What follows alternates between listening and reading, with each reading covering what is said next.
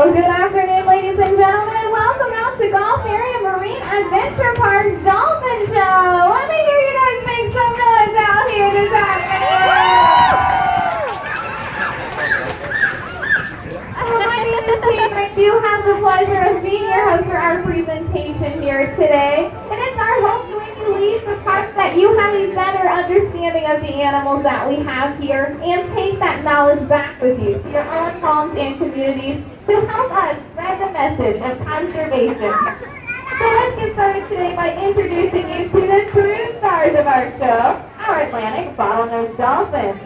We're going to start off with our two older males in this habitat. We do have 13-year-old Cosmo hanging out with his buddy Sebastian. Very nice songs out there, you two. Right in the center, we do have the youngest male dolphin here. This is 4-year-old Zeke. He's got a great big wave hello. And last but certainly not least, we do have a 5-year-old male. This is Chopper showing you his best merman impression. Very nice job. We're going to get started with our show today by talking to you about how we train here. And we're going to be breaking down a behavior step by step today. Now this behavior is called a speed swim. It's exactly what it sounds like. We're looking for the dolphins to swim very quickly around the perimeter of the habitat. Then we're going to be breaking this behavior down step by step with Chopper today. Now, the type of training that we do here is called positive reinforcement. So what this means is that behaviors that we like to see are reinforced, and behaviors that we don't want to see, we just simply ignore. We move on to something completely different, or go about the session in a different way. Now, the first thing that we teach our dolphins is something called a target. And this is where they place their bottlenose beak or rostrum onto the flat open palm of their trainer's hand. You can see Chopper's demonstrating this at the very end of our dock. Now, using this targeting behavior, we can train a variety of other behaviors as well. For instance, if we move our hands in an up and down direction, we can train something that looks like a head shake yes. Or if we move side to side, we can train a head shake no. Or we can even move around in a circle and train a very handsome hula dance. I don't know how this works. Very nice job. Now for this speed swim behavior, we're going to be utilizing a couple of different items. So look right across the way here, we do have Colton. He's holding what's called a target pole. Now a target pole acts as an extension of that targeting hand because our arms are not as long as we would like them to reach into the habitat. So we're going to be setting up a couple of different targeting poles through habitat here. Chopper's objective is to touch or follow those targets, much like he's doing with my targeting hand. We do have a trainer set up right across the way. He's also got a very long target pole as well. Now Chopper is going to be moving right around the perimeter of the habitat. Remember, he is just learning this behavior, so it's still relatively new to him. So we're going to be using small steps this afternoon and encourage Chopper along the way, using those small steps and telling him that he's doing a great job each step. Alright, so it looks like our trainers are set up right around our habitat here. So I'll be giving him a hand signal. Let's go ahead and check it out.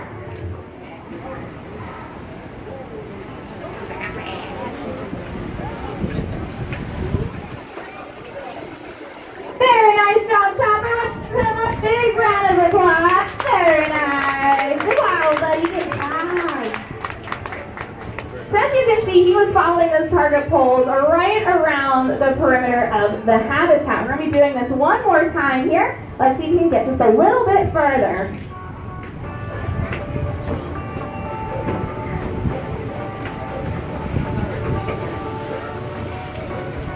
Very nice job, Chopper. He just got a little bit further, which is a big step for him. Great job, Chopper. Now, if you come back and visit us, you may see that Chopper no longer needs those target poles, or he might be further along in his behavior, completing a full circle around our habitat, which is an excellent job for him. So definitely check it on out if you come on back to visit us. So as you can see, we use a couple of different training tools and methods. You may have heard a single whistle being blown while he was in this speed swim. Now that single whistle told Chopper that he did an excellent job. And he's going to be listening out for that whistle out behavior. And that whistle just bridges the gap between the time when he does the behavior and when his trainers give him some reinforcement, either in the form of fish or in the form of some toys. So he did an excellent job with that one.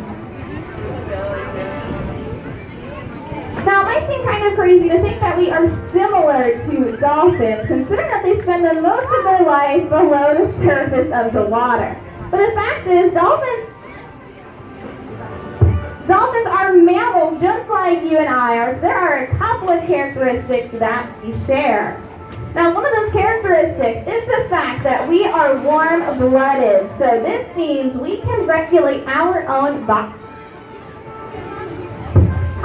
body temperature, and dolphins maintain a body temperature that's very similar to ours, and it's somewhere in the mid to higher 90s. Another characteristic of a mammal is the fact that we have hair. But this is a little weird if we're talking about dolphins, because they definitely do not have hair on them. Well, when dolphin calves are born, they actually do have hair, and this hair is in the form of whiskers that are located right alongside their bottlenose beak or rostrum. And those whiskers help calves locate their mother's mammaries. So they simply fall off after just a couple of days. Just like none of our dolphins here have any more of that hair. Now, speaking of those calves, this does bring us to our next characteristic of a mammal, and that's that being mammals, we give live birth, and we don't lay eggs. Dolphin calves are born after about a 54-week gestation period, and they're going to weigh in at about 30 pounds and be almost 3 feet in length, so it's a really big baby. Now, those calves will stay with their mothers for just a couple of years. During that time, they nurse from her, but they also learn how to eat whole fish. Now, lastly, a characteristic of a mammal is the fact that when we breathe, we are using lungs and we are not using any gills. On the top of a dolphin's head, there's an opening. This is called their blowhole. It's about the size of a quarter. Now, within a fraction of a second, dolphins can quickly exchange a breath of air, and with that single breath, they can stay below the surface of the water for about 7.5 minutes. So it's a very quick exchange of air. So let's go ahead and listen in closely. Very nice job. Now, dolphins also use their blowholes to make different sounds. You may have been hearing them making different clicks and whistles throughout our show. And all of those are coming from their blowhole, because dolphins do not have vocal cords like people do. So instead, they manipulate that blowhole to make all of those different sounds. So once again, let's go ahead and listen in.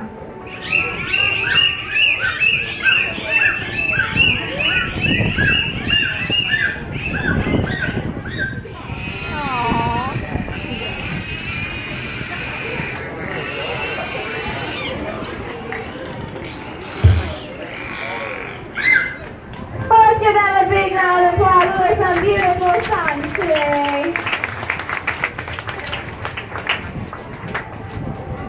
Now, dolphins, of course, are very different from people due to their underwater lifestyle. They do have several adaptations for their underwater environment. And some of those adaptations are in the form of their different fins and flippers. So we're going to be taking a look at each fin and flipper for you today and breaking them down one by one. So we're going to be checking out one of our stars here to give you a close look at all of them all together.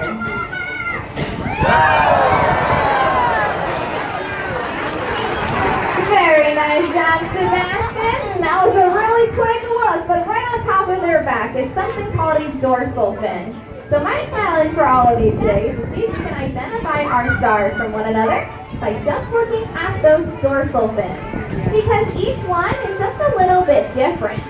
These dorsal fins do not have bone in them, but they are made up of a dense connective tissue. So it's really similar to our nose and ears. These dorsal fins help dolphins maintain balance while they are swimming in the water. Located on either side of the dolphin's bodies are called their pectoral flippers. And I say flipper because this part does have bone in it. It does actually look very similar to our own hands if you were to take a look on the inside, because there are 5 individual bony digits just like our hands. You can give me a great look at his. These pectoral flippers are great for lightning quick stops as well as sudden turns. Lastly, located at the very end of the dolphin's bodies are called their tail fins or tail flukes. One of the most iconic body parts for this animal. Now I do say flukes in a plural tense because there are 2 of them. They're divided right in the center by something called a median notch. If you take a look right in the center, you'll see that notch. Now their tails, as well as the area right before it, and this is called the peduncle. These are the powerhouse of the dolphin's body. It allows them to do a couple of different things. So for instance, they can use them as a common hunting technique, and it's known as a tail lob. This is where they forcefully slap the surface of the water, and this slap is so forceful that it can actually stun their prey and make it easier for them to catch. So it's a very, very forceful slap.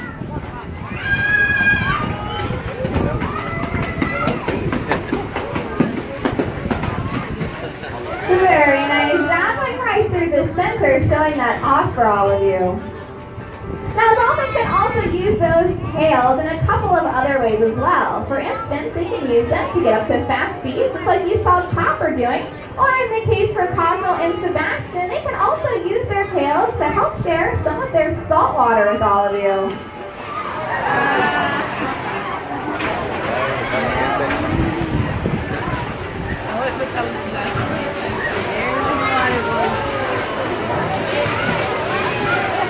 Very nice job pulling all of you off along the railing. Very nice job. Well, we've talked about how we train here, but we haven't discussed the reasoning behind why we train. This is for the animal's health and well-being. So some behaviors you may have seen today are what we call husbandry behaviors. And husbandry is just a fancy term for veterinary care. These are some things that we can do right here on site. So to help me out today, I do have a very special member of our audience coming on down. This is our lovely guest here. What's your name? Joangela. Let's go ahead and give her a big round of applause. All right, Joangela, come right over here. And you're going to have a seat right next to Colton, right over here. Go ahead and kneel down. Perfect. All right, Joangela. Now, you are an honorary veterinarian today. So this means you are an animal doctor. So you're going to help us out with Sebastian today. Now, what we're doing right now is what's called a full-body lookover. It's called a layout. So we're looking over Sebastian's entire body. What we're looking for are called rake marks.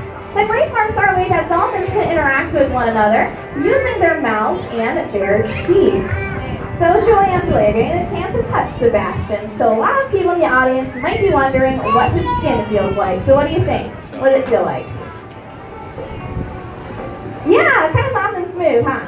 Well, dolphins have very soft and smooth skin because they exfoliate their skin every couple hours. This helps remain really smooth and streamlined when they are swimming in the water. Now, Joangela, you get to be a dolphin dentist next, okay? Take a look inside Sebastian's mouth. Now, he's got a lot of teeth in his mouth, so we're not gonna touch his teeth, but I do want you to get a close look and see if you can guess how many teeth he has. What do you think? He's got a lot. That's a very scientific answer. Now, dolphins have about 80 to 100 concave teeth in their mouth, but they don't use their teeth to chew up their food. Instead, they use their teeth to catch really slippery fish, as well as interact with one another. Now, Joangela, this next behavior may not look very impressive, but it is one of the most important behaviors that we can train. Now, while Sebastian is in this layout, we can obtain a voluntary blood sample, and this gives us a better idea of their health and well-being on the inside.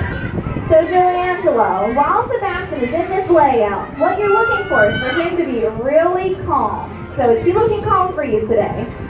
He is. Now, what is something we can do to Sebastian that tells him he's doing an excellent job? Something he likes to eat. What do you think? A fish, yeah. So we're going to go ahead. Hold on to this fish.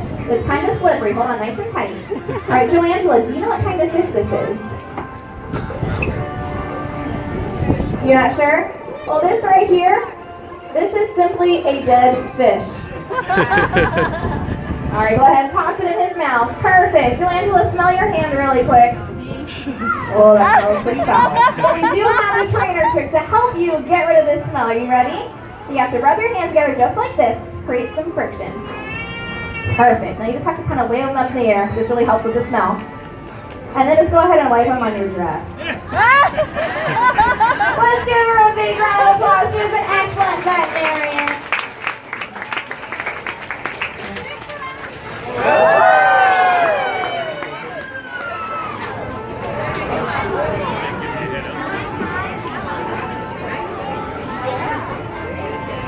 Well, as you can see, the health and well-being of our animals is of the utmost importance. But the health and well-being of their ocean counterparts are equally as important.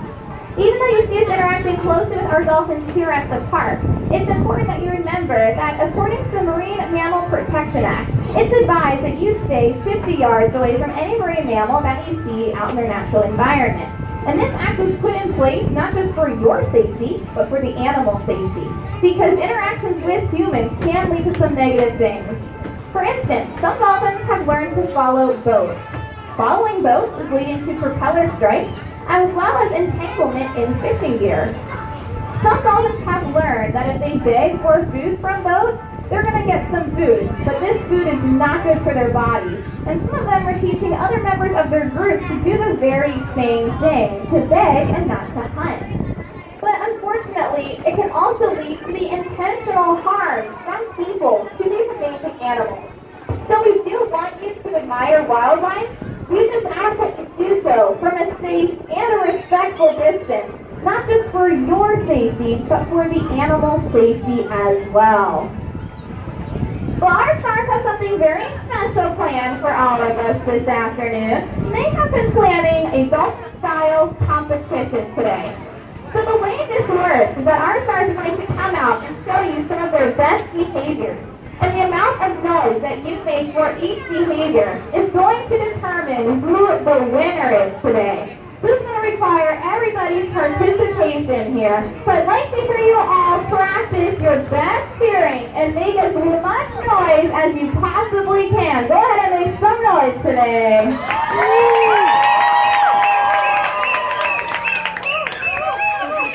All right, our judges are warmed up today, boys. We're going to kick things off with Zeke today. Let's see what Mr. Zeke has in store.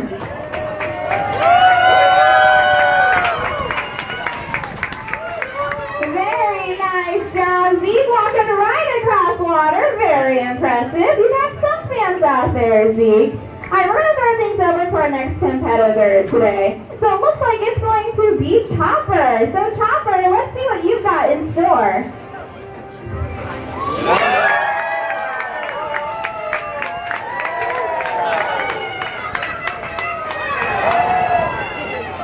Very nice job, Chopper. Looks like he might be in the lead over Zeke right now. But Sebastian is prepared over on the very far side of our dock with a shark impression.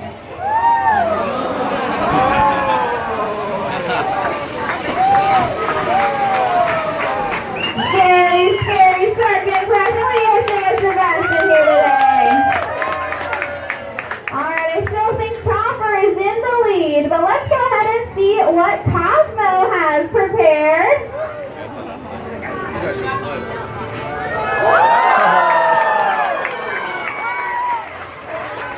Very nice job, Cosmo. What do you think about Cosmo's structure? Very impressive. Alrighty, I think with that we do have a two-way tie between Cosmo and Chopper. So let's go ahead and give both of them a big round of applause. Excellent job. Well, we thank each and every one of you for coming out today, and we hope that you have learned a little bit more about our dolphin family here. But as of right now, on behalf of myself, our trainers, and our bottlenose dolphins, please enjoy the rest of your day here at Gulfarium Marine Adventure Park. Goodbye, everyone.